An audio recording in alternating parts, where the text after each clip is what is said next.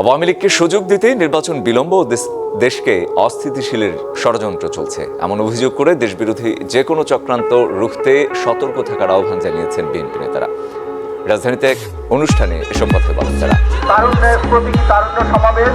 আওয়ামী লীগের দোসরদের গ্রেপ্তার ও দ্রুত নির্বাচনের দাবিতে জাতীয় প্রেস ক্লাবের সামনে এই জমায়েত।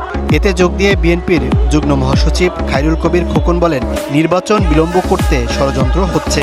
এ বিষয়ে সবাইকে সতর্ক থাকতে হবে। জাতীয় নির্বাচনের আগে স্থানীয় নির্বাচন করতে হবে, স্থানীয় নির্বাচনের পরে জাতীয় নির্বাচন হবে।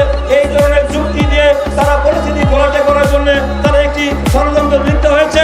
এই নির্বাচনকে প্রভাবিত করার জন্য, দীর্ঘায়িত করার জন্য, আবার নির্বাচন না হওয়ার জন্য সেই পতিত ফেসিবাদী সেই শক্তি, সেই স্বৈরাচারী ফেসিবাদী শক্তি জালিমিয়া সরকারকে আবার সুযোগ করে দেওয়ার জন্য যে আমাদের একটি পায়তারা করা হচ্ছে।